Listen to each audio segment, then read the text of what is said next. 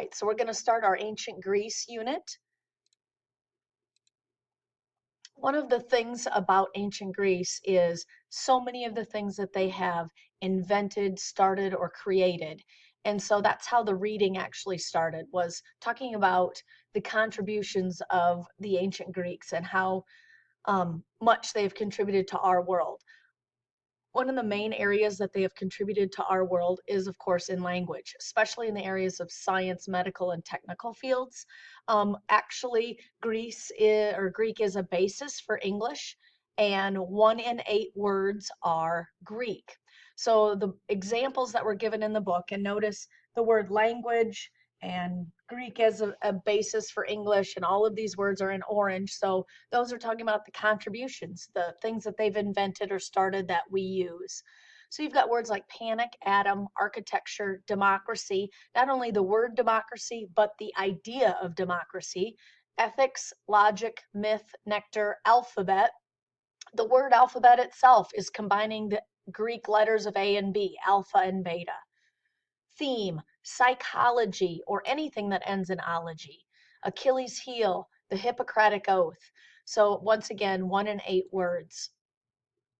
Besides contributing language, they've also contributed a lot of how we use reasoning, how we think, and anytime that we're talking about Mr. Snyder, can you please?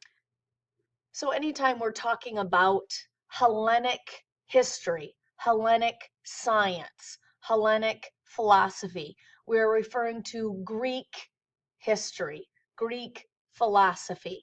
And so the word Hellenic and Hellenes comes from the Greeks' name for their own country of Hellas. So Hellenes are Greeks, and Hellenic is referring to anything about Greek culture. Notice I have drama in orange. Really, philosophy should be in orange. Parts of history should be in orange. Parts of medicine, parts of math, and parts of science. But we'll be more specific later on. All right, besides language and how to reason and think, art and architecture are another area of contributions. They, of course, built lots of temples, but they weren't the first people to do that. But in their temples, they used the architectural feature of columns. And they came up with 3 different kinds of columns. And so you're going to need to write these down as well. The most simplistic is the Doric. And all 3 of the columns have the same structure, but it's the capital. It's this top part that's different. And so the Doric is the most simplistic. And so you can see here that it was in the Parthenon construction, another temple found in Athens, and then in the United States, they're used at the front of the Carnegie Library.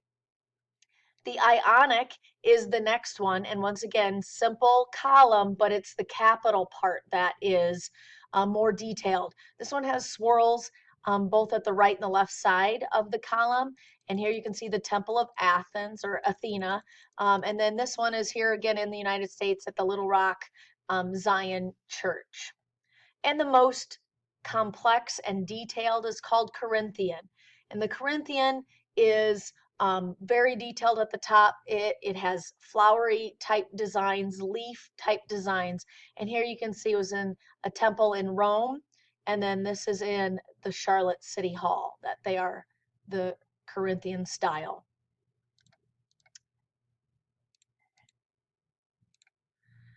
All right, so back to our notes. Besides the idea of columns, they also used a lot of perfection in their art. So instead of depicting people like they really looked, they made them look super muscular.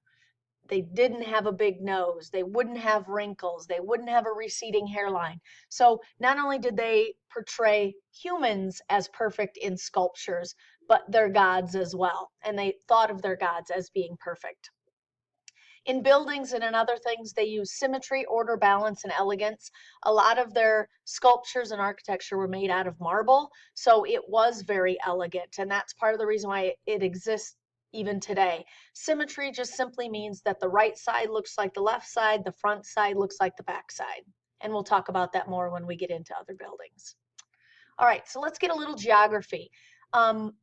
The Greeks were Indo-European Caucasians that lived on the Balkan Peninsula, which is where present-day Greece is and where ancient Greece was, and it was along the Aegean Sea.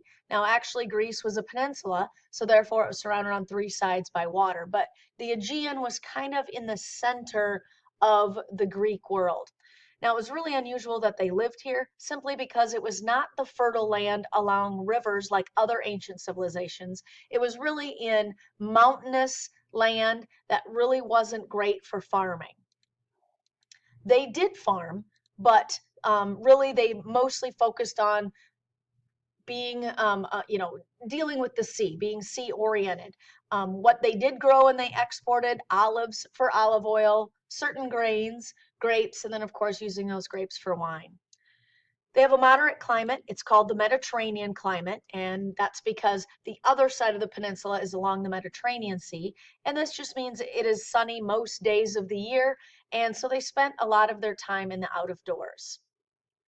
So when you're looking at this picture here, you can see the rocky cliff sides of ancient Greece and modern day Greece. And you can kind of see here, here's what Greece looked like around 1400 BC. You can see the Aegean Sea is in the center of their world. All right, so on your maps, let's label the Aegean Sea and the Mediterranean Sea because they were critical to the survival of ancient Greece and modern day Greece. All right, as I mentioned, they spent most of their time outside. They were outside in amphitheaters like the picture on this page, and those are outdoor arenas. They had plays and performances here. They did some sporting events here. They would have public and political speeches here. And it was, an arena that is very similar to ours today, with the exception it was usually a semicircle instead of a full circle or oval arena like we're used to. They also shopped in the out of doors. They spent a lot of time at the wharf along the seas. In the assembly, which is the Greek lawmaking body, they met in the out of doors and they would work out outside as well. So their gymnasium it wasn't a building like we would portray ours. All right, so there's a couple of groups of people that we want to talk about in the evolution of ancient Greek civilization. The first one, from 2500 to 1500 BC, lived on the island of Crete, and the capital was Knossos. And so you're going to need to know those two locations. And if you look at page 110, it shows you where the island of Crete is and where the city of Knossos was. The leader, the king, the monarch was known as Minos, and this was a group of people that was well known for its courageous behaviors, its brave actions, and they would do things like leaping over bulls to show their courage when it was coming at them, their strength to grab their horns, and their agility to jump and leap up over them. And that was kind of a basis for how we expect Greeks to behave, and that's why they created the Olympics. They also had a modern plumbing system, and we're not really sure what caused the Minoan civilization to end. Was it a foreign invasion? Was it some natural disaster like a volcanic explosion? Maybe an earthquake that also caused tidal wave? Maybe a little bit of both or a combination of any of these, but they ended in 1500 BC. So this is group number one, the Minoans. They're the first Greeks, if you will. So make sure you know that in order. All right, on our map, we already have the Aegean Sea and the Mediterranean Sea labeled.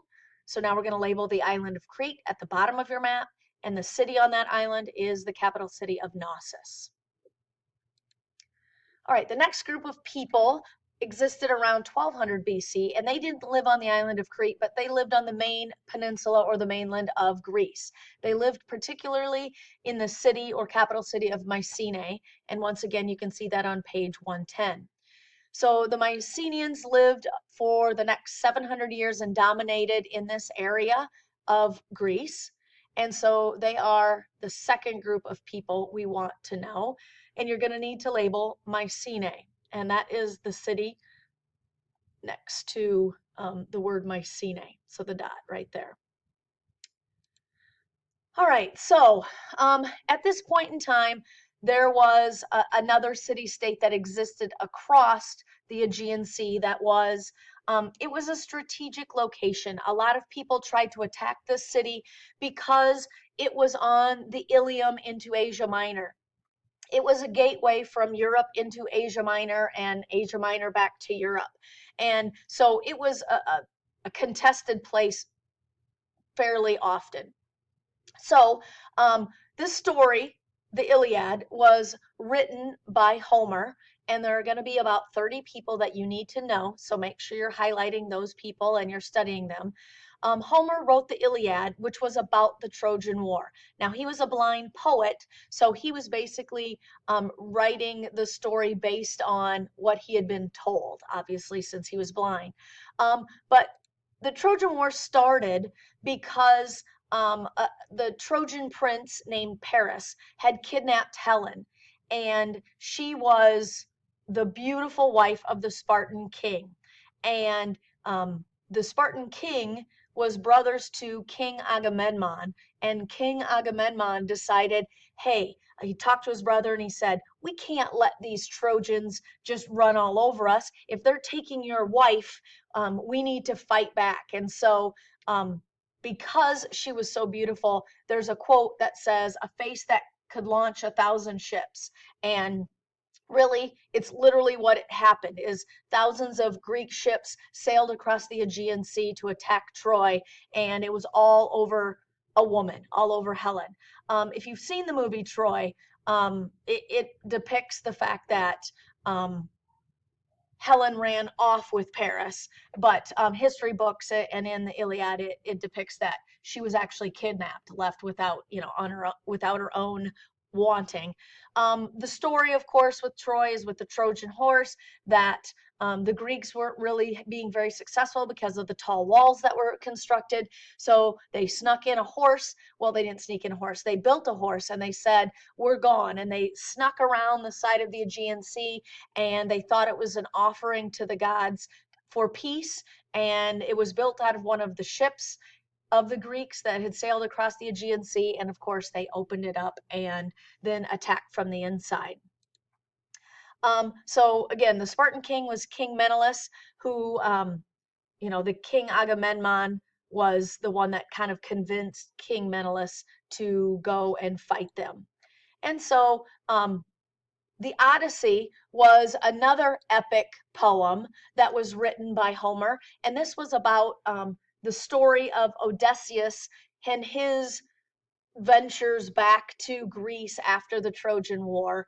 And again, here it kind of just talks about his stories, talks about Homer, who was the poet that, wrote about these heroes and gods and so forth, the Iliad and the Odyssey. So the Iliad was about the war, and the Odyssey was about the adventures of Odysseus's trip back home. And both the Iliad and the Odyssey are found in our library today, and many classrooms across the country read them. All right, so let's label Troy. It was across the Aegean Sea. That's where they had to launch the 1,000 ships, right? And so Troy is the city-state in Asia Minor. All right, the next group of people were the Dorians. They ruled for 400 years, and it was considered to be a dark age. In other words, not really much was going on. An alphabet was created. The Greek alphabet was created. Homer's poetry was written during the Dorian period, but it really didn't happen anything else. Nothing was invented, created, or started. And so the Dorians are number 3 on our list. So remember, you have the Minoans, you have the Mycenaeans, and then you have the Dorians. All right, and the last thing that we're going to talk about as far as evolution, and this is kind of how ancient Greece existed after this, was the rise of the polis. And a polis, or city and surrounding countryside, or city-state, is how Greece was ruled. And this was because of so many mountains. It really separated Greece, and they were never really united unless they fought, like in the Trojan War. Polis is the root for many words like police, policy, politics. It also ends words like Minneapolis, Annapolis, Indianapolis. And so anytime you see that as a prefix or a suffix, it deals with, and as I mentioned, the reason why the polis existed was because it was so mountainous, and within the valleys, independent city-states began to develop, and that's how it was. So this is number 4 for Greece. And when you look at all these city states, you can tell.